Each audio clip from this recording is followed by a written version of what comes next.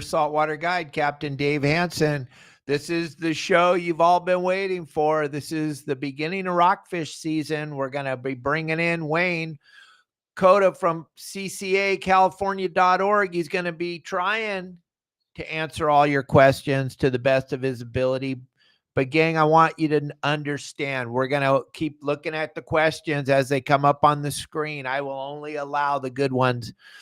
Don't get all emotional here. We're just going to try to explain to you what's going on out in the ocean and what we're up against and all the good things that CCACalifornia.org has done for us as fishermen and women in the state of California. And it's a ton of really good stuff. So we're going to focus on the good and we're going to stay away from the negative today.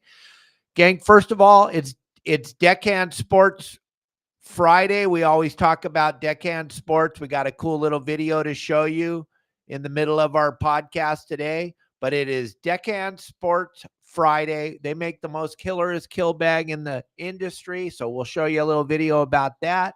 I know Dave's watching, so if you have any questions about the bags or Deckhand Sports in general and all the cool products that they have, you can go ahead and throw your questions up on the screen for Dave too. He's right here watching.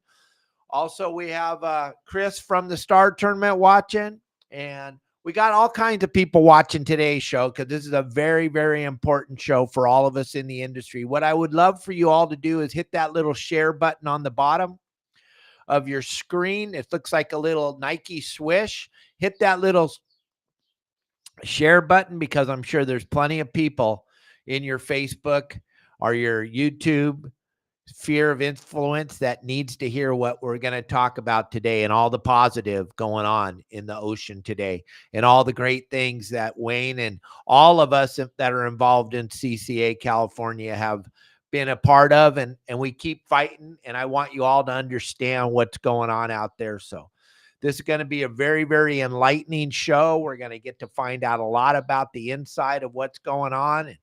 So just kick back, relax, enjoy the show. If you have any really good questions, feel free to send them in on the side there. We'll do our best to answer them. We'll put up the good ones, I promise you. But hey, without any further ado, I want to bring in Wayne, and I want to introduce him to all of you so you know who this man is. Wayne, welcome to the show. Hi, Dave Hansen. How you doing? Good. I just want you all to understand, when my dad was the last year he was on the planet, he looked at Kelly Girl, he looked at Wayne, and he looked at my sister Donna, and he said, the three of you are in charge of David. And so whatever's going on, you got to blame Wayne, Kelly, or Donna. It's all their fault. It's not mine. They're in charge of me. Yeah, that was a scary statement there, right there, man. We all knew what that assignment was about. So Wayne, you've been in this industry for a very long time and you've done pretty much everything you could do. Most people don't understand that. So just tell me real quick how you got into fish. Someone took you fishing when you were a little kid. Oh, that was my dad. My parents took us fishing everywhere we could. I mean, and I got the bug when I was very, very young. So pretty much been fishing my whole life. But we weren't rich by any means. And this goes back to the days, Dave, you remember, with the barges off the coast. The pier, Newport Pier, didn't have rails. It was just a concrete pier going out. Many of the piers were just wood. Back then, we used to get on cattle boats from the bottom of the pier, like your dad used to launch. You used to launch, and it was way back. And then going freshwater fishing, we'd spend 2 weeks up in Mammoth fishing the streams, and it just created a bug.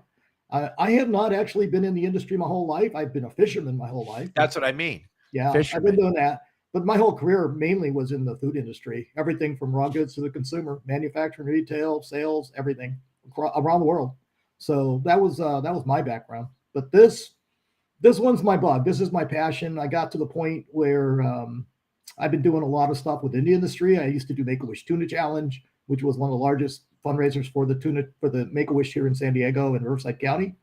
So that kind of got me in industry. I used to work around the boats. I worked at a fishing tackle wholesaler here in San Diego. So that got me involved with manufacturers and the retailers and the brokers. So it put my foot in the door. I've been going to the shows forever. Obviously, all of us kind of grew up with the shows. So I had a good rounding of stuff. And then 2015, CCA California came around and they asked me to interview, and I did, and they gave me the nod. And I was in a good position at that point because I had left the wholesaler and the fishing tackle wholesaler. I was out of the food industry. My kids had been grown. So I had a point where I had the opportunity at the time and the resources to do it. And I just want to thank you from the bottom of my heart. People don't quite understand all you do. And they're like, wow, Wayne must be making a fortune, all this money. I think you're up to what? You're getting like 19 cents an hour now or something like that, maybe. Why, on did I a get good a day. raise? On a good day. On a good day. When we talk about this job, it's not for everybody. It is a tough job. When we talk about saying that we're working 6 and 7 days a week, it's real. Everything happens, these meetings, government meetings, and all of this stuff that we do during the day, but then all the clubs and events are nights and weekends, right? And when Monday morning hits around, you may work a show. I don't care which show it was, up and down the coastline. Monday morning hits, you're back on the road or you're back doing more meetings. So you don't ever get that. You never make up those days that you lose. And it's definitely a job of passion. I'm relatively pissed off over everything that's going on with our industry and the regulations and stuff. So that's why I fight so hard.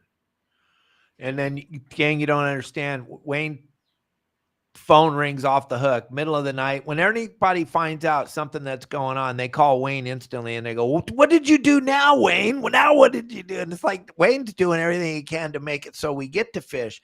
And the reason I wanted to start the show off understanding that Wayne, just like all of our guests, when we were little kids, someone took us fishing and that got the passion. And that's why it's so important to Wayne and myself and everybody involved with CCA. We got to keep fishing open so that children can get exposed to fishing. It changes your life. It's an absolute life changer. And we had Dan Hernandez on a couple of weeks ago talking about how much he gives back to children. And he's constantly, and Kevin Brannon up there in Channel Islands, how much he does for the kids. And then we had Mike Lum on here who does a phenomenal amount of stuff for children, Rollo's kids, taking kids fishing. And then everything that Wayne and CCA California.org stands for is taking children fishing, because when we lose this, and then we're on a mission to lose this, that's what the whole thing's about, keeping it open. I can't imagine living in a world where I can't take my grandkids fishing, Wayne. Nah, me either. No, and I'm a fairly new grandfather here, with a 1-year-old grandson, and that's my fear, right? The whole point is responsible and sustainable fishing for the future. That's everything that we push, and it's so real. It's so. If anybody didn't realize what happened during COVID and what you could lose, that was the time period. And I do not know how everybody, after a couple of years, forgot how much they wanted to go outside, how much they hated being locked down and not having access to the water, to the ocean, to the outdoors, to nature. Everybody needs to understand that is on the line right now. Oh, it's so scary. All the different things that are on the line right now are all designed for us to not take our children fishing, which is unfortunate. And we need to get a little bit of clarification as we move forward so that we don't. Gang, Wayne and I were talking before we went live. Those of you that love to complain but aren't a part of the process and aren't a part of CCA, you really don't even, I don't know why you're not helping us. We're trying our damnedest to keep this whole thing going. And Wayne and I talked about this a few months ago at Bart Hall.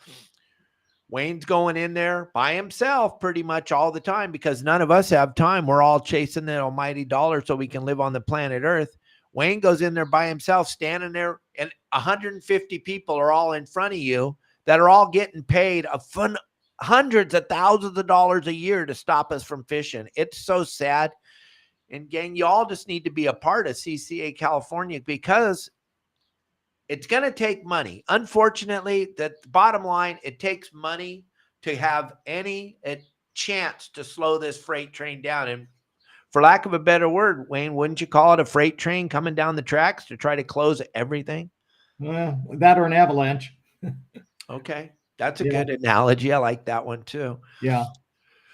So let's get into some nuts and bolts here. Let's get into the big thing that I saw you worked so hard to do, and I'm so happy that you did it now that I live in Mexico and I don't want to get a fishing license that starts on December or January 1st and ends on December 31st because I'm not up there. Then I'm not in there. And now you work so hard to get us this 365-day fishing license. I mean, CCA was a huge part of that. Talk Yeah, about some of the positives. that was a heavy lift. There was 9 failed attempts, 9 years of failed attempts before us. We grabbed it on the 10th year and we got it through in the first try. It's about learning how to play the game through the legislature, getting the right votes, getting the people that were blocking it up and getting out of the way.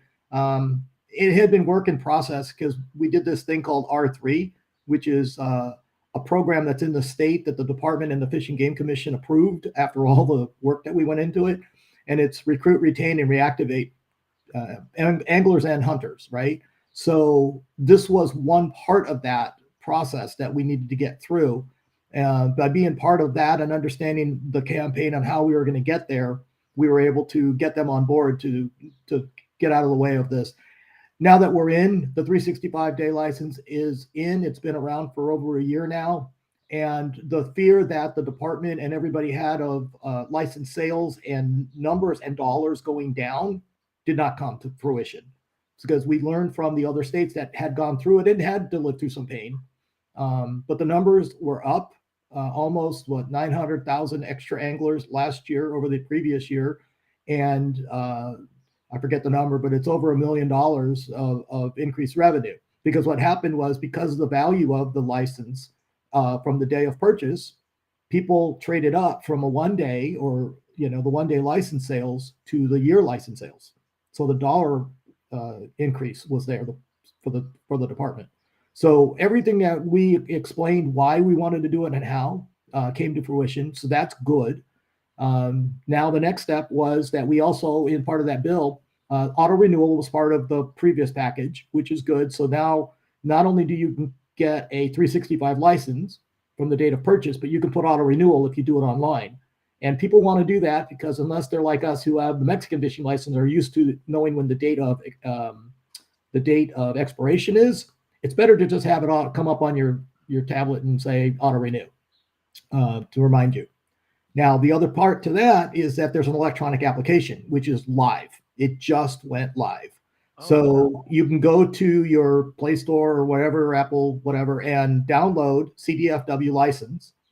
And then it will, as soon as you sign in, it'll bring up your current license. Good news is it'll tell you when to expire and it'll tell you when to renew it.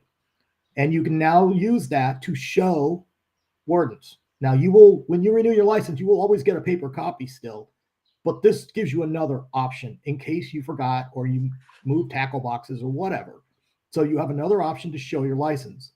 The better part of that, which is people didn't know, is that we redid the regulation book. It just got reformatted because they are not printing them anymore. In the application, you can download the current regulations. All of the books, they're all available. The best part is, as they do electronic updates to the regs, in the licensing app, if you go there, it will tell you that you need to re-download the book because there's updates. Where if you just download it from the website, you won't know that. You have to manually go do that. So there's certain things that we're leaning towards and trying to get to, which are going to help. I like that. I like that it's online. I like that you get to keep your license on your phone. None of us go anywhere without our phone. Let's be perfectly honest. And how much better is that you just flash your phone and show them, there's my fishing license. Gang, that's a giant thing. That's humongous. That is so cool. And then we got a lot to talk about the rockfish, but we're going to come to that later on in the show, gang. So just kick back and relax and try to keep your negative comments to yourself. We don't need any negative. We're only talking positive today, gang. So understand that we're talking about the positive things, and there's been a ton of positive things. Tim Ogilvy asked, are we fighting the DFG? Are we fighting politicians? Are we fighting both? Gang, we're not fighting. We're trying to keep the ocean open so we can go fishing. And that's what we're trying to do. We don't want to use the word fight because that's a negative, and that's going to, like Wayne explained to me a little while ago, you have to learn how to play the game. And so we don't want to say we're fighting anybody. We don't want to use these negative terminologies, Tim. We want to make it as positive as we can. All we're trying to do to bring it all down, we're trying to keep fishing open so we can take our kids fishing, period. That's what it's all about, is taking your kids fishing. Keep the negative out of it and understand that. And what would you say to that question? How would you address that? Because I know you hear that all the time. Everybody needs to understand, no matter where you go, everybody's got a boss. And it doesn't matter who you are. I don't care if you're the director of CDFW, you have a boss. So policies are set from the top down, and everybody are required to execute, right? If you don't like the direction of the political environment and the direction and the goals that they're setting, vote. That's the answer. That's the easiest way. You have to vote, because it's based from the top down on those directions and those goals that they're setting. The people on the bottom, the people that are employees, are very dedicated in what they do. They are passionate about what they do. And the majority of them are consumptive people just like us. And they are passionate just like we are, but they have a job to do. And they have their goals and objectives that they have to set. So, they're doing a job. Our job is to work with them and work with management to figure out how best to get to our goals, which are responsible and sustainable recreational outdoor recreation. So if we can hit those things and keep our access, then that's what we're trying to do. And then another thing that was hard for me to understand, but I was able to wrap my head around it because my dad basically beat it into my head. Most of these things that are happening to us are from a federal level, not so much a state level, right? There's a lot. It depends on what we're talking about, right? So we do things at the federal level, whether that's legislation or through NOAA and National Marine Fisheries Service. That is absolutely the federal level. So things that happen on the majority of the groundfish species, the things that happen with our HMS, which is highly migratory, which are all your pelagics, what happens with Pacific halibut, not California halibut, Pacific halibut. Some of those, like the tuna and the halibut, are actually done on the international front. They're not done on the federal front. So you got to know international level stuff, federal level stuff, down to state level stuff. And so we fight it at a lot of different levels. And if you're looking at it from the federal level, what we do at Pacific Fisheries Management Council is regional advisory body. So it is Idaho, Washington, Oregon, and California, all combined to look at the whole West Coast to figure out how to manage certain species. So when we get into bigger species like salmon, or we're looking at quillback up north that goes into Oregon and Washington, if we're looking at the pelagics that are all the way up the coast now, right? The bluefin went all the way up. So those are different levels of management. When it comes to groundfish, there are certain species that are specific to our area, right? Like copper and vermilion, and those are in the southern region for California. They're not in Washington, Oregon. So then it becomes more of a state issue, even though it's federally managed. But salmon goes up and down, and that is extremely complex. So. Yeah, I just was trying to put a little tiny bit of clarity into it. Yeah, it is very convoluted and difficult to understand from the beginning of what is managed in the state versus what is managed in the federal level. And what happens on the federal level when we get into groundfish or salmon or any of those other species, all those things that happen at the federal level get passed to the state of California, and the Fish and Game has already said, we're going to let them manage those species, and we're going to just pass those regs through, and which is what's happening with groundfish right now. And all they are really is enforcers of the law that was written by the lawmakers. I think maybe I'm not mentioning it the proper way, but gang, and Dave Burris, what Wayne said so eloquently a few minutes ago was, if you don't like the way it's headed, think about who you voted for. If you don't like the way we're trying to make it as soft as we possibly can without getting pulled down and taken off the air. But if you don't like what's happening, gang, it's not that hard to figure it out. It really isn't. We got to be very careful what we say, both of us, because like Wayne always says, we got to play the game. But the bottom line is the boss, the guy in charge, go all the way to the top. It goes in votes, right? Whether we vote for the people that are in charge and our representatives, not leaders, representatives, and what they vote for, you need to hold them accountable, right? And there's 2,500 to 2,600 bills in California that are announced every year. You guys don't know 99% of those unless we bring something up or other people bring them up. But right now, it is so hard because it's not just fishing related.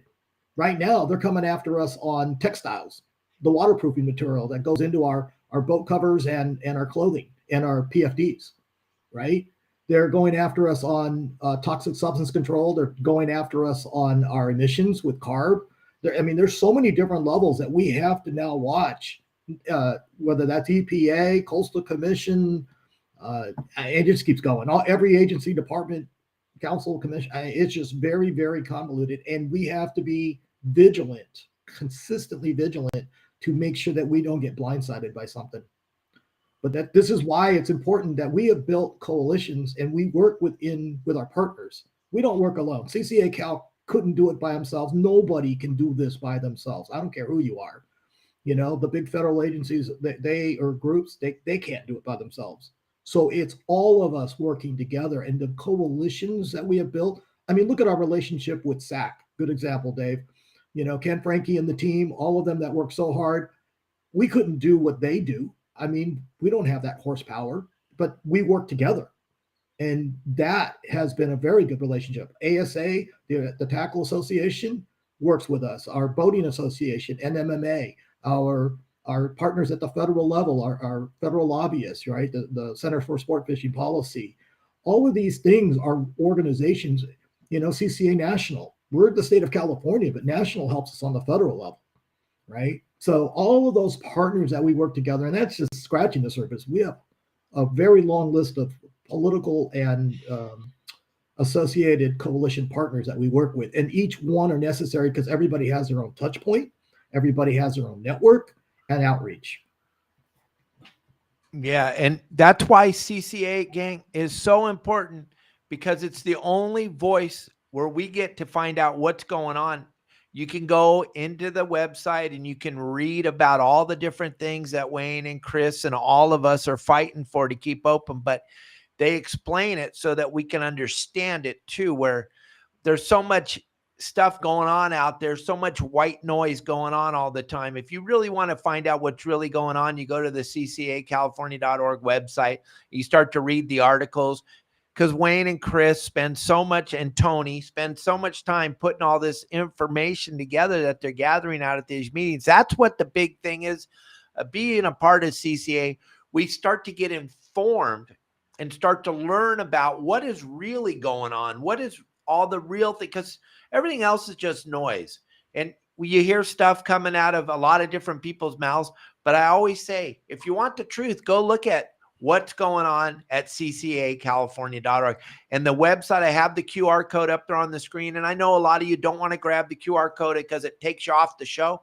Grab it, put it on your phone, come right back. Just go real quick, get the QR code, come right back to us.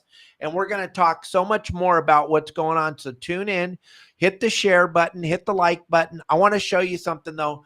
This is super important. Dave has designed a bag. We work so hard to keep the fish open so we can go fishing. But the real cool thing is nowadays we're really, really responsible for keeping our catch at a level where we can take it home and enjoy it. Check out this bag that Dave and his crew has developed over there at Deckhand Sports. You won't believe this. I don't know if you've seen this yet, Wayne, or not, but this is a pretty spectacular bag. Let me see if I got this video.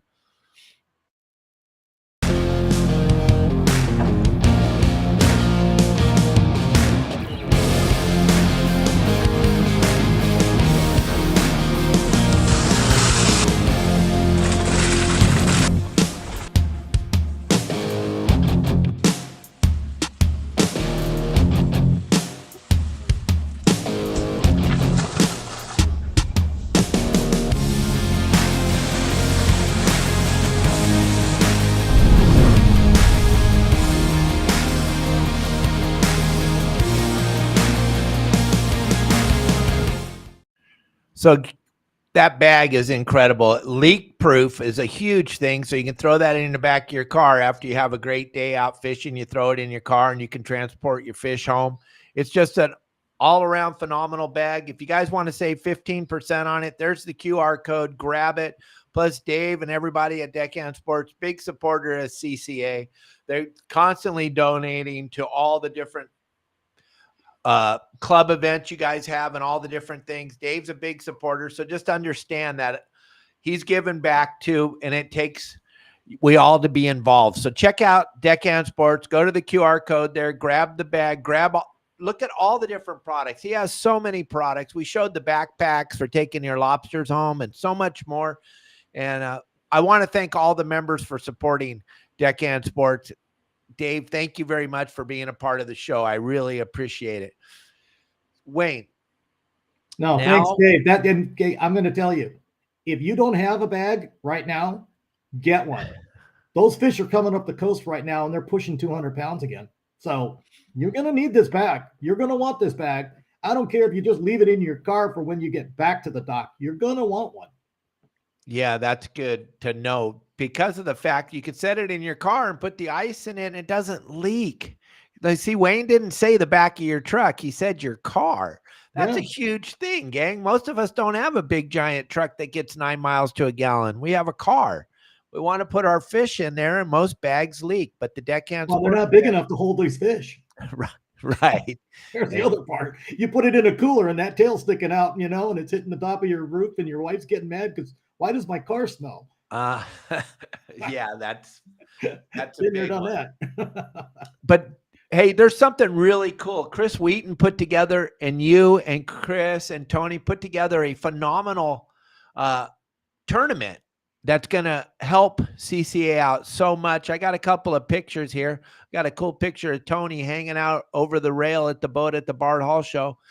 This tournament is going to be incredible. A lot of my members on my website and a lot of the followers at Your Saltwater Guide all went over and signed up at the PCS show or at the Bard Hall show. They're super excited because any fish can win. It doesn't have to be one of those 200-pound bluefin, right, Wayne?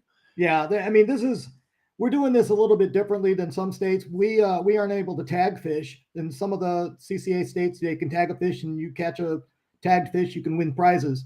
This is different. We want to make sure that this was open to the whole public, right? Everybody should have access to it. So there's multiple categories and minimum sizes. But what you do is if you're a CCA member, you go online and you sign up for this star tournament, and it goes from May 25th to September 2nd, so Memorial Day to Labor Day. There are a ton of opportunities to win things, some really cool things. It's a 14-week tournament.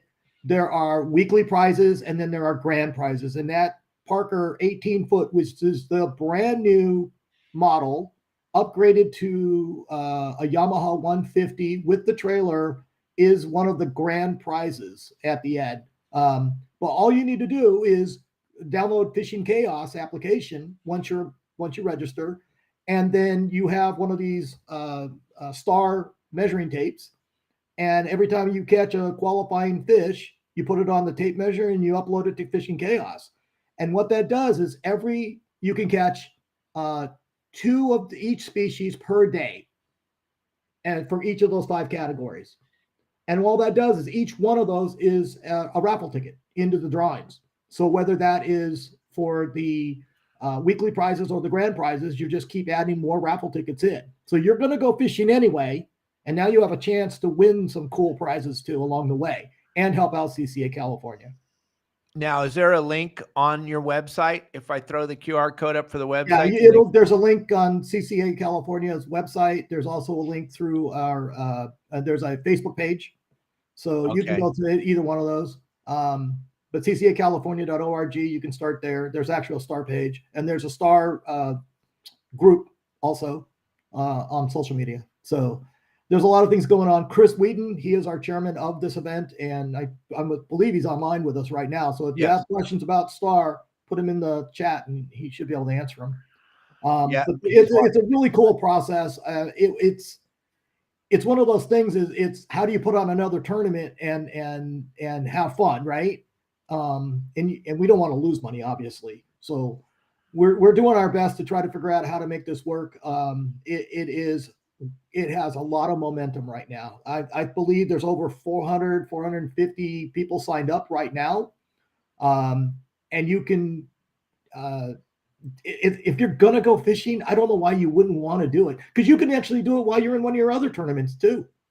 Right? I mean, all these guys are in fishing clubs or they're fishing other tournaments throughout the year. There's all these categories. I don't care if you just want to go down and fish in the surf or fish on a pier, go on your boat on a sunset, trip. You have an opportunity to catch qualifying fish. So why not be in it and try to win some good prizes, some fun prizes? Did you see the picture or the comment Bill Varney made? Can you catch a fish outside of California and qualify? U.S. waters. U.S. waters. Yeah, you can't go south of the border. Okay. Yep. All right. That's good to know. Yep. And gang, everything we're talking about benefits CCA California. So you give a donation, we appreciate that. You get involved in you're all going to go fishing anyway, like Wayne said. You're all going fishing. That's why you're watching the show. You all fish. Might as well get involved and be in the tournament. You never know. You could win all kinds of stuff. At the end, you could even win a boat. That would be spectacular.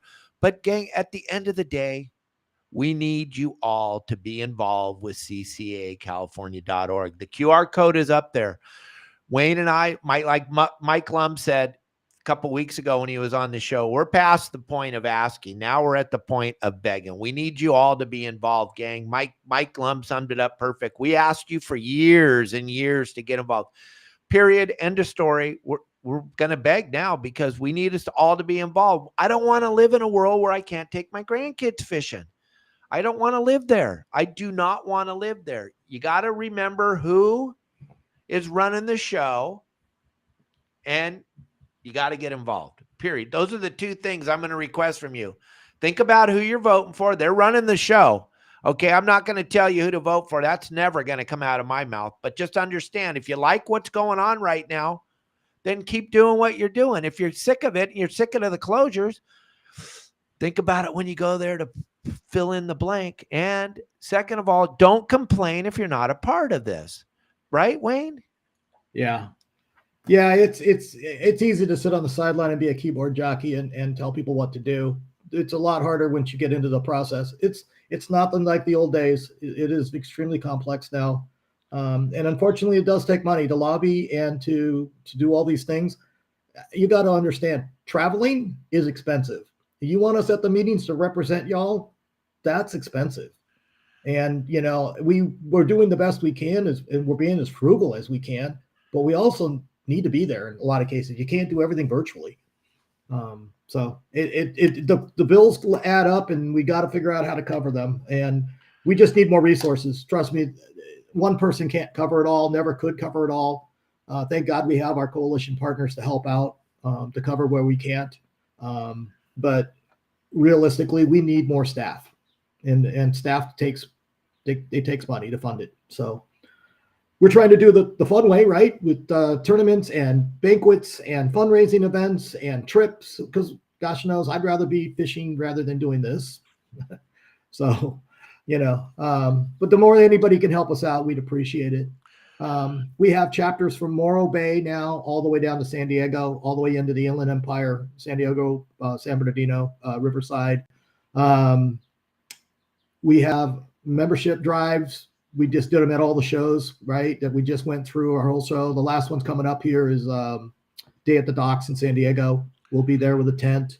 We have banquets coming up. There's one in every chapter, at least one event that way. We have charters coming up, so members can get on our charters. There's 5 of them coming up. We have another couple that we're planning, but that'll be during the window of Star. So not only can you get on a membership charter and have fun fishing with us, but you can also participate in a Star tournament while you're out there, And then we also try to give back, right? We do this Anthony Shea Conservation Award dinner. Your dad won it one of the years. And we're going to be giving it away this year to Mark Rolick, who has been a very big partner in our advocacy, almost as to the level of your dad. And he's still on the Pacific Fisheries Management Council, and he participates a lot of the federal level and in Northern California. But he's going to get it. It's going to be at the Grand in Long Beach on June 27th. So that is also up on the events and able to start buying tickets and tables to that. So we'd love to see you all there. It'll be a party. We like to throw good parties. So grab a table, grab your friends, come out and party with us. Absolutely. And gang, we got a phenomenal amount of people watching live right now. I want to ask you all to do us a huge favor. Right on the very bottom of your screen, there's a little swoosh thing right next to where you're making your comments. It looks like almost like the Nike swoosh. Hit that. That's going to be your share button to share to all your contacts, all your friends. Everybody needs to be aware of what's going on because CCA California is super important and we need more of people. We need more people involved. So it's going to help if you share. It's going to cost you nothing to share, but if you share this, more people will hear this. And as you go about your day after this show is over, tell people to go watch this. It's going to be on Spotify, Apple, Megaphone, YouTube, Facebook. It'll be available forever. You can go watch it and you can find out all the great things that CCACalifornia.org does to keep fishing open. For maybe you're not a fisherman. Maybe you don't even like fish, but maybe one of your grandkids or uncle or niece or nephew, somebody's going to want to fish one day. And I don't want to live in that world. So let's be honest and let's share the heck out of this with everybody. Please, gang, that it's free to share. It's not going to cost you nothing and it'll help tremendously. So do that for me and Wayne, please. And everybody in California that wants to fish, do this for us. Okay. Thank you very, very much. So now, Wayne, we've waited about 40 minutes. Let's talk about rockfish for a minute. Okay. How's it? How are we looking here? We got 2 days till the opener. Okay, Monday, so here's what's going on. We have, let me put it into perspective. When you're looking at management, there is supply side and demand side, just like in economics. Supply side is your stock assessment, your recruitment, the inventory, right? What do you have available? And then you have the demand side, which how much are you taking? Who's taking out where? The commercial, the sport fishing boats, the recreational angler, whoever, right? Demand side, we already know the majority of that because we have electronic reporting on commercial and CPFE, the commercial passenger vessels, the sport boats. The samplers up and down the coast from what they call surf samplers from the Department of Fish and Wildlife sample the recreational anglers, and they extrapolate that out to a whole. Statistically, there are 80 samplers in California. On the supply side, think about this number. They have to figure out how much stock is out there. You're going to count every fish and everywhere that we have? No.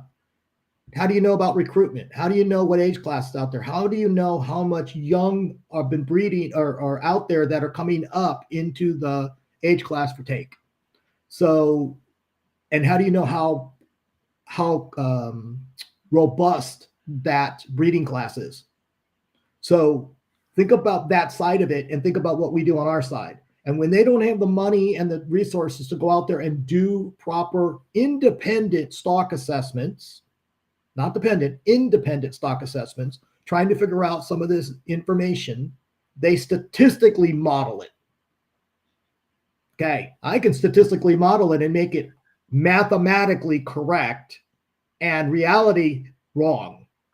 Okay, demand side is measuring us against what we're taking out of that resource. Great. But if you don't know how much is available to take, but you know how much, that doesn't matter, right? What do we have? We keep saying it. If we fish really well, we're overfishing. If we don't fish enough, they claim the stock is crashing because that's what the models will say based on that, what I just explained. And this is our rub. We need better data on the science side of what we do as far as the stock assessment side. We need that independent data. We know it's wrong. We know it's missing. They know it's missing and wrong, but they don't have another tool when they don't do the work. So our job right now is to fix that problem. We're going out right now trying to work with all levels of the Science Center and the groups to figure out how to put projects and money and people behind to get that data filled in. We don't trust the numbers, but those numbers are being used against us. That's the rub right now. So if we don't fix this problem, we're just going to keep kicking this can down the road and getting our butts kicked, right? And we're going to keep losing. So we got to go fix this problem. We got to make sure why we did push for descending devices, because it'll help with mortality. There's another piece. They don't actually know what natural mortality versus bycatch mortality is on the species. So again, you don't know how much inventory you have out there to work with, supply, but yet they're measuring us against take. Are they giving us credit, full credit for all the closures, the time-based closures, the restrictions that we have? Are they measuring all of that and giving us credit for, or are we just being measured on the space that's available to us to fish? And yes, we may be overfishing the open area, but that doesn't mean the stock is crashing. That doesn't mean we're getting to that point of overtake, right? So these are the questions and why we need to be involved in the whole process, why we need to dig deeper behind the scenes to find the right questions to ask to fix the problems of the missing data so that we can get behind the data, the analysis, and the models to agree on where we really are at. Because right now we don't agree with where we're at, but we have to use those things because that's the process that we've all agreed to use. There's no pause, as we put it, there's no pause button. When they get it wrong, they can't stop because the process is so rigid. And that doesn't matter if it's on the state side or the federal side. We all have this problem. And so we are working through those issues. So we're trying to work on, spawning stock. We're trying to fish age class. We're trying to do sampling projects. We're trying to get them their data that they need, trying to watch it. Now, think about this one, Dave. Remember that issue on sardines and anchovy? That study is going to be part of the Higgs study in 2025. We're going through right now what that process of that study is going to be and how they're going to do that. And there's multiple parts to it. There's this part of what are the age classes and selectivity within the groups. And then there's the part of actually doing measurement. So we're going through the different processes right now to figure out how we're going to get there. Because if you think about what's happening, we're in that transition between anchovy and sardine right now. We're in that mix cycle. That could hurt us on both sides, right? Because it's not going to be 100% one or the other. So we got to make sure that the reality is there, that it doesn't mean that the stock is dying. It's just in a transition period. Yeah. And then, okay, big question for me. You and I talked about this year and a half ago, this descending device debate that's out there all over. You and I said it 100,000 times. You should have one, period.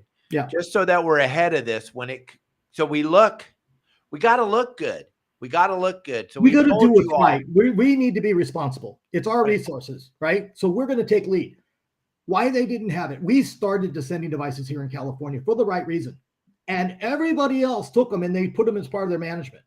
But the state of California didn't want to do it. And I couldn't understand why. So I actually filed the petition for CCA Cal to make it a requirement for descending devices to be on the boat. And then we left it as open as that, right? And the definition of the descending device is broad right now. It could be an upside down snelled hook that you crimp the barb at this point, which, Dave, you need to put that video up there and how to do that because people don't know how to snell, I guess.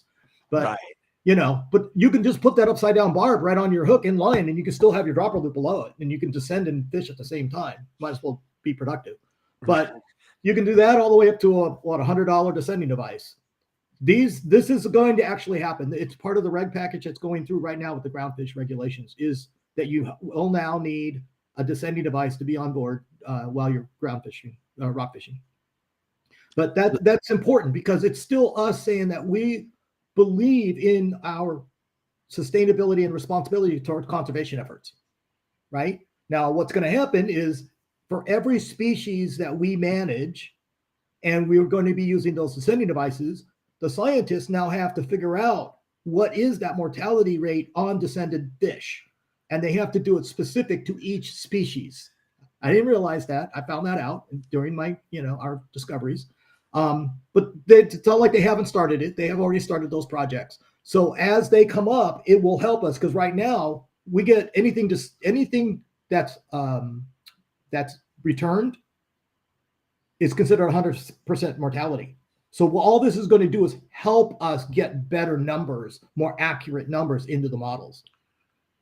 But this is why we have to be proactive. Just so people understand, there's not everybody understands what rockfish, the whole thing is. I want you all to understand there's a lot of people watching right now. When you bring a rockfish up from 300, or let's just say from 200 plus feet down, what happens is they get air all over through their bodies, and their body blows up with the air, and they float on the surface when you go to return them back to the ocean. And the worst look you can have as a fisher person is fish floating around your boat. That is a horrible look for us. It makes us look horrible. So that's why Wayne and I have been talking about this descending device for so long, is because we don't want to be that ugly fisherman out there with a bunch of fish float. And I know you don't like that one, so you only want this one. You can only have 2 of those and 8 of these, and you don't want the other ones. You can't have floating around your boat, gang. It's not a good look. And Wayne can't go into the meeting and say, hey, we're policing ourselves, and then they pull up 5 pictures of 5 different boats in 5 different areas with fish floating all around their boats. Wayne can't fight that. He has nothing to say. He stands there in the meeting and he looks like he doesn't know what he's talking about. We all have to be a part of this. Just like you told me, my sister and you told me a year and a half ago about the copper rockfish. We were throwing phenomenal eating fish. The copper rockfish is a phenomenal eater, great, beautiful white meat, but you're like, hey, we need to start throwing these things back. Let's show no take. Let's show 0 take before it's too late. We try to be in front of all these things, gang. That's what we're trying to do, because we are working so hard to make it so that we don't get close. So that's why we talk about the descending device. Whether it was a law or not, it didn't matter. We had to have them on the boat, and we didn't want to look that bad in front of everybody else. Right, Wayne? It's the right thing to do, right? I mean, stick with the goals of what we're saying. Responsible outdoor recreation, right? So for the conservation efforts, for sustainability, if you're going to release that fish because it's undersized, you might as well give it the fighting chance to survive. And the descending device has proven to be that tool. So people that don't want to do it, I don't understand. Do you want to be able to fish in the future or not? I mean, we're helping ourselves, for our future. So it's the right thing to do. It's just the next level of things that we have to get to. Right. And the rockfish thing is the rockfish thing, gang. And it's already posted, and it is what it is. And Wayne went to the meetings, and he just explained to you why it is what it is. And you're not going to beating your hand on the table and yelling and screaming. It's not going to change it. We need to be more involved. We need more people involved so that we have more money to get this science taken care of and show people what's going on. I don't want to beat the rockfish thing to death, because it is what it is. You can see it. It's written down. We know what it is. The regs are there. But Wayne, what are a few things you think that everybody that's watching this show needs to be aware of that's coming down the tracks right now that can you give us any idea? Well, let's go back to the groundfish real quick and let everybody understand. So at Pacific Fisheries Management Council, we had to take, as Merritt put, the least worst option to keep us open. So the department worked with us. We looked at a lot of different scenarios, and each time you look at a scenario, it is a statistical nightmare to go through it, right? So you're trying to stay within the copper limits. You're trying then also to have to stay within the vermilion limit, which opened us up. We're trying to give the most amount of days on the water and the most amount of time in the zones that you want to fish. But each one of those scenarios cause its own problems. So we had unintended consequences of Central Coast, which is that Morro Bay Avila area that got caught up in the quillback issue. So they were cut off from a certain amount of fishing for themselves. And we recognized that as an unintended consequence of management action that CDFW put out last year. So CDFW worked with us to try to split that up. Now there's a new line, Central North and Central South at Point Lopez on the 36 degree line. So we tried to bring 36 South in with the southern region. But anybody who's ever been up the Morro Bay and Avila knows they catch phenomenal amount of vermilion, and they're big and they're beautiful. There's no shortage up there. Why? There's no pressure. We have a lot of pressure in our southern region, but they don't have that level of pressure. They get a lot of tourism in there and there's sport boats up there, but there's such good open area and quantities of fish. Now, when we did that, it threw us into a little loop on our regulations, and that's why you're seeing the bag limit go down from 4 to 2 for the vermilion. Okay? But that to do that gave us the 9 months of open season too. That's what we tried to do, was give us the most access. But if you look at the regs as they are proposed right now, you're going to see date, time, and depth restrictions, and then that change to vermilion down to 2. Now, what that means, and then you're looking at Northern California, they wanted that inshore. They couldn't go out to 50 fathom. People don't understand there's a long shelf out there, and they want to stay inside of the 20 fathom. So the state created a 20 fathom line for them to help out, for the whole state, but to really help out that Northern Cal guy so they can stay on the water and fish. Now, from 20 to 50 is that zone where the quillback are. So what we're trying to do is avoid the quillback. Okay, so we have all of these different pieces between the quillback, the copper, the vermilion, all these other scenarios that come up, and we have to stay within harvest guidelines. And so those scenarios are using those models, right, wrong, or otherwise, but we have to use those models that are given to us to stay within certain regulations. And that's what we tried to do. We tried to offer up the best amount of time, the best depths, and the best bag limits available to the anglers to keep us out of trouble. And I always say it this way. You can't keep blaming the anglers when they stay within the regulations that are given to them and then blame them for overfishing, right? It just doesn't make sense to me.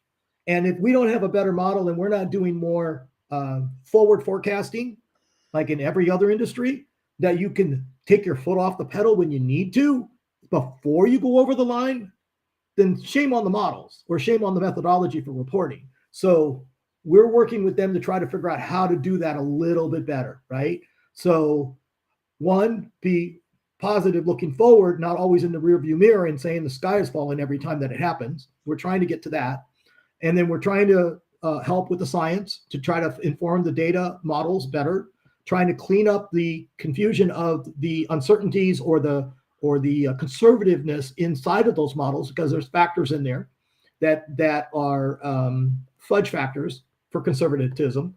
And then we're trying to all get a better handle on it. If we can get to a point where we all agree that we trust the model and it's as best that we can get the data that's in there, then we won't have these fights. Because right now we're fighting because those models don't show us what we're seeing on the water.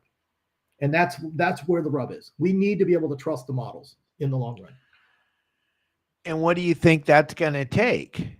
Well, we're working on it. It's one step at a time. I mean, nothing happens overnight. It's the government. It's process. We've already started working with it. We're working with sampling projects. We did one a few weeks ago up in Santa Barbara to start with sampling of fecundity, which is the spawning cycle of the copper and vermilion and everything. That's just starting cycle. We're starting the SAC fleet has been doing sampling on the copper for the last year, trying to get biological samples to aid in the missing data. And then we're working on the mortality thing with the descending devices on certain species with National Marine Fisheries Service. All of these things are important. Every one of them is a piece. What we need to find out is they're collecting all this data.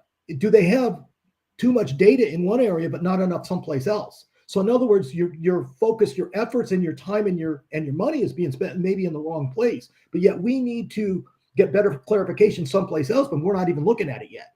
Those are the questions that need to get answered, and we need to find those things. And that's why the group of us are digging so hard and working with the people that are actually doing this stuff. Is it that we're sampling incorrectly? Are we getting the right geography on that sampling? Are we getting the right number of samples? Are those samples being processed correctly at the science center? Or are they being bottlenecked because they don't have the staff and the time to do it? Is that data being correctly inputted into the model? Remember, it's a sample. So then you have to go through a statistical model to extrapolate it out to a whole. That's statistics, right? But do you agree with it? I don't know. These are all questions. And every one of those is very, very complex. And that's what's so hard about this. So we're working on the supply side. We're going to help try to clean up some of the demand side with the sampling at the recreational side. Those are the pieces that we know that we need to work on right now. And then regulation-wise, is the after output of all of these efforts. So I know. gang, I know. hope This is what's so hard about it. It is very complex, and that's at the federal level. The state level is a whole nother ball game. yeah. So if you guys are kind of confused like I am listening to this, that's why it's super important to be involved with CCA, because again, can you imagine if we didn't have Wayne and Chris and Tony and all of the other people that are involved with CCACalifornia.org? If we just didn't have anything at that table up there talking back to all these people, they would run right over us. They would just, there's no reason for them to not. They just want to close everything with no science. And Wayne and everybody at CCA are saying, hey, wait a minute. Let's try to get some data. Let's try to get some little bit of data. And SAC is super involved in that. We are all working together to try to keep this open for all of us so that we can go fishing.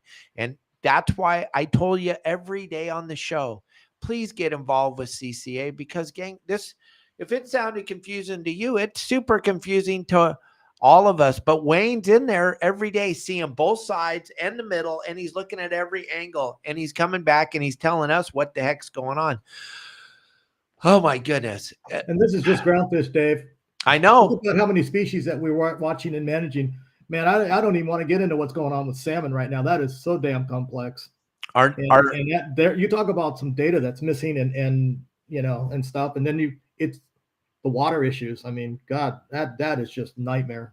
And all of a sudden we caught some halibut last year. So now that's all of a sudden that moved up the board. Actually, it's been interesting because California halibut has been on their list for the last 9 years as the next species of concern to do fisheries management on. 9 years, Dave. 9 years ago. And they're just now coming after us. And they came to us at a meeting with their reports, and they came after the recreational fishing before they were ready to go with the commercial fishing. And the majority of the catch is done at the commercial level without any quotas, right? Or any caps. So who really has the larger portion, and how come you're not going after the larger offender of what you're claiming is the issue? So we fought that back. They put it on hold until they come back with the full package of putting the commercial and the rec together in one package. So we were able to hold that one off because they were going to take our bag limit again on that one. And we were like, you have no the rationale. Now think about all the closures that we have along our coastline. We're the spawning areas, right? All the MPAs, all the beaches and stuff that are closed, all the lagoons that are closed to it. We could never get to the level that they're claiming that they're at. Where's the stock assessment? Again, where's the first part of the scenario that feeds everything else, right? Where's the age class study? Where are we at? And yet all they're looking at is, a couple of boats that say in San Francisco Bay that's having a phenomenal season because they can't go fish for anything else, right? So they're hitting and we knew that was going to happen, right? That's why we went after when the salmon was closed, we said, hey, you're going to have to take the bag limit down on the halibut because that's going to be the next thing. And when they're done with that, they're going to go after the stripers, right? I mean, this is going to be one of those unintended consequences of management actions, or maybe intended. We don't know. But if we don't watch all of these things, right? We talk about groundfish. I'm going to go back to that. Can't go copper, can't go vermilion. What's the next species you're going to go after, Dave? You're going to go after some bass. You're going to go after a white sea bass. You're going to go after what else is down there, right? Right. Think about it. Now, scorpionfish, treefish, what? Sand dabs. Sand dabs, right? But there's always an unintended consequences. And if anybody doesn't understand that, I'll take you back to a scenario that happened. We have in southern region, down here in Southern California, we have time and depth-based restrictions, right? You couldn't go rock fishing January through March, all these other issues. One of the unintended consequences was we got to the point of overfishing sculpin. It came down where they were like, well, you guys overfish sculpin. Well, there was nothing else available for the boats to go out for during that time period in the inshore area. It's an unintended consequence of management action, but they didn't see it that way, right? So it's us that have to always be the reality check of everything that's going on out there. So I always have to put up there, or we always have to put up there, be careful what you do because nothing is linear. Nothing goes in by itself, a silo, right, of management. So with this thing of time-based closures, area restrictions and everything, what are we going to do, right? Yeah, there you go, cabezon. There's another one, lingcod. Lingcod came up at one point, right? We had to take our bag limits down. Sheep's head, California sheephead, that's another one that came up, and we took our foot off the pedal on purpose. We put it out there, and everybody, thank you for taking your foot off the pedal on that one. It's never ending. That's why we have to keep doing what we're doing. I'm gonna ask you a question because I heard this from Mike Lum the other day. Are we back to 30 by 30 again? 30 by 30 never went away. So let me put this into a bigger perspective of the umbrella. In California, we have 30 by 30, which is them trying to protect 30% of our land oceans by 2030. We have the MPA decadal review going on with the petitions, which we can get into. We have wind farm for the Chumash National Marine Sanctuary, which is going to go from the base of the Monterey National Marine Sanctuary all the way down to Goleta. We have aquaculture going on. With the wind farms now, we have what I call the industrialization of our coastline, because what they're going to have to do is build manufacturing and distribution sites and support areas to service those wind farms that are going in. So if you look at it, all the land is pretty much divvied up and sold off, right? So from the perspective of the government, where can they go next? The ocean. We have marine spatial planning. We have GPS. They can now lease. They can make money on the ocean. Think about it. So now we already industrialized all of our nation. We're divvying it up. Now they're carving it back to try to protect some of it. Now they're doing the same thing on the ocean, but it's a double-edged sword. The same side that's saying, oh, we need this green energy and we're going to industrialize our ocean are the same people that are saying, oh, we need to protect it for biodiversity, ecosystem management, and everything with the 30 by 30 movement.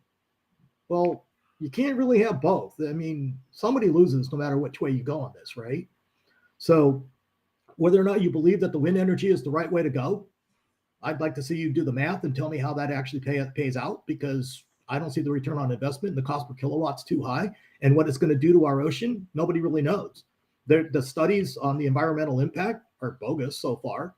They don't know. What's it going to do to our floors? What's it going to do when you have those transmission lines with electricity running through them in currents down in our rocky bottom or habitat? What's it going to do with the wind, the change in the wind energy? What's it going to do on the swell energy? What's it going to do to our birds? There's so many different factors that are in there, and it's going to shift no matter what you do. If you put 1,000 of those things out there on the water, it's going to change the migratory patterns, right? Some species will be attracted to electrical current, and some won't. We already know that where there's electrical current in the water, halibut or flatfish will be avoiding it. So that's going to shift your halibut grounds or any of the flatfish species. The platforms themselves could end up being fads, right? Fish attractants devices. So if the bait go underneath of them, then it's going to attract everything else. But we won't be able to fish around them most likely because they're floating platforms. What is that restricted fishing area? What's it going to do to our grounds? Commercial or rec. All of us get hurt on this. And then the manufacturing facilities that are going to be created to do this, we're talking about building a brand new manufacturing facility outside the federal break wall in Long Beach. Huge. But think about the habitat that they're talking about trying to save with 30 by 30 in the MPAs. Think about what that federal break wall is like. We fished that break wall. We know the kelp and the eelgrass and everything that's on there, all the lobster, everything that's along that break wall and how good that habitat is. And then we're going to just fill it in and make an island out there for manufacturing. This is where we're struggling with it, right? We either way, no matter what happens, we're going to lose. And we're going to lose some really good habitat right outside that break wall if they do this. And then you got the same thing up in Humboldt, where it used to be a timber processing plant area, but it's really shallow. Well, what are they going to do? They're going to have to tear up and dredge to get to the depth to be able to do manufacturing and stuff. Well, that's habitat. That's really good habitat with eelgrass and everything, which is what they're trying to protect and build towards. And they're just going to rip it up to industrialize our coastline. So there are issues. I mean, and then, we all were watching the news with the sonar studies that they're going to have to do to do this. Now, think about the coastline of California and how robust it is right now. You see that picture of that tail behind me? We have whales, we have sharks, the bird populations come back. Whether you like them or not, the sea lions have come back. Everything is plentiful. We have bait, we have tuna, we have all these species coming back. We're trying to protect our coral and sponges. We just opened up the cow cod conservation area as of January 1. And as soon as we go to all depth, it's going to be available to us to go fish here in, Southern California. All these things are great. We are really living the results of all of our conservation efforts. And then they're going to do that on the ocean. That just scares me. That just scares the heck out of me, because they don't know what they're going to do to us and to the thing that we have worked so hard to protect. Yeah, the marine life, the thing, all of it. It's all going to shift. Your everything that happens, because the fish swim up and down the coastline, and you're going to put 1,000 of those platforms off the coastline right in that transit area. And it's that area outside of that Monterey, Morro Bay area, which is where the turtle migration happened, the swordfish migration happened, the bird migration happened. Everything happens right there. And now they're going to do that. And so that's why we're fighting so hard. We want to know the answers on how this is all going to work, because nobody's crystal ball has all of those pieces put together. Right. Yeah, it's kind of unbelievable to think of all this coming out. And then the thing that no one's really talked about in this 30 by 30 thing, and you talked about in the very beginning of our show, how when you were a little boy, you used to go up to Mammoth and fish. They want to close a bunch of streams and lakes in California too, gang. You guys that fish only fresh water that are watching the show, you're in for it too. You guys always laugh at the saltwater guy. You guys cry about it all the time as they take your stuff. They're coming for you guys too this time. The 30 by 30. The hatcheries are having issues. The plants are going down. The amount of the trout plants are going down right now. And you think about it, if we didn't have the hatcheries, we wouldn't be fishing trout in California. We would have depleted that one a long time ago. I mean, it's the right thing to do, which is why we do the hatchery program with the saltwater side, with the white sea bass, and we're trying to do it with California halibut, getting ahead of them. Again, we're trying to be proactive, and we're trying to go on the offense on things that we think are coming. We're trying to work for our future instead of being reactive on everything and always being against the wall. So. And gang, I promised Wayne that would only be an hour. Him and I could talk to you all about this stuff forever. It would never stop. Wayne is super busy. I know you got a million things going on. You're looking at your watch. It's already 6 minutes past. I know that you got to get going. And I appreciate you giving us this time, Wayne. Everybody out there that's watching and listening, understand you got to get involved, period. End of story. We need you to get involved. That's why I bring Wayne on the show once or twice a year, is to let you all understand what is really going on out there. We didn't even scratch the surface of what's really going on out there, and it already scared the living bejesus out of most of you. So please find it in your heart to help us. Get involved. Let us all know that you want to help by getting involved. If you're not involved, if you don't get involved with ccacalifornia.org, then you really don't have anything. You might as well just quit fishing, period. Put all your stuff away and go. I don't know what you do if you don't fish, but whatever that is, go do that. But if you're in fishing at all, stop, think about who you voted for. And second of all, be involved with California, ccacalifornia.org. It's super important, please. Wayne, I see all the thank yous out there. I appreciate you guys. I mean, we're doing it because we're passionate about our fishery, our ecosystem, our environment, the biodiversity that's out there. We're doing it for the access for all of us. I see somebody asking about a sticker with a QR code. My email is wkotow@ccacalifornia.org. Hit me up after this. I saw that Mike Lewis was asking about his membership at PCS. We send all those memberships over to National in Houston, Texas, and they process them all. They should be getting back to us on those memberships, or getting back to you on your membership. I've got your name written down. We'll try to look it up and see where it stands and have them reach out to you if you haven't gotten your card and your membership info yet. But that's all getting handled at National. So I was watching as many as I could. The messages going across. But thank you guys. I appreciate it. We work hard because we're passionate about our fishery, our industry, our sport. This is my favorite sport. I mean, and I could not imagine losing this, not in my future at least. So, thank you all. To pass the word, get people to sign up. We need your help. We need everybody to participate at our events. We're trying to have events that have fun. So come out and enjoy it with us.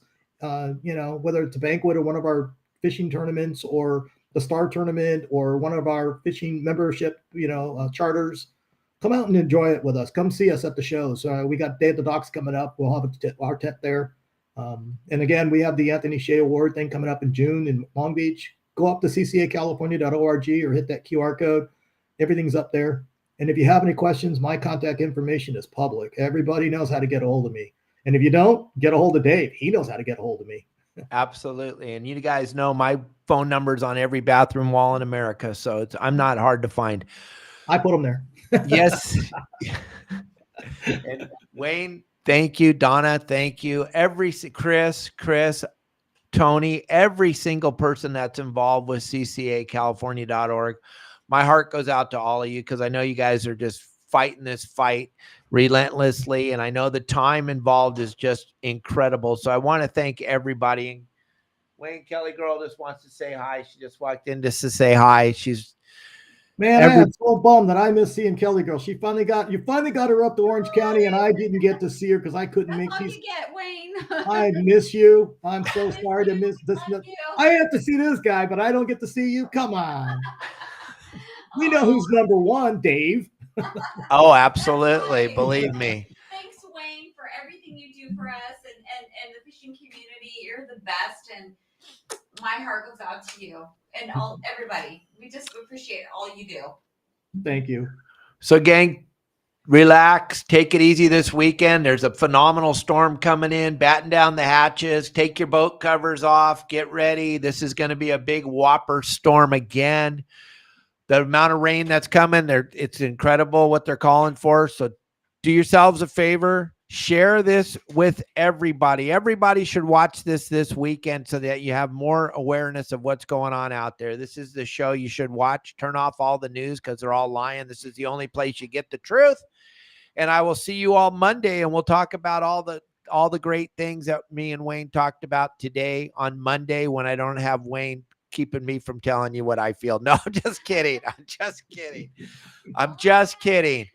I'm just kidding, Wayne. Yeah, so Dave, for people that are out there, get involved in our local chapters. Like I said, we have chapters from Morro Bay all the way to San Diego and all the way out to Riverside and San Bernardino County. So get involved in your local chapters. Join us. Get involved. Become a member of CCA. Come to our events. You know, there's so many ways for everybody to get involved, and hopefully everybody's enjoying their Good Friday and have a happy Easter.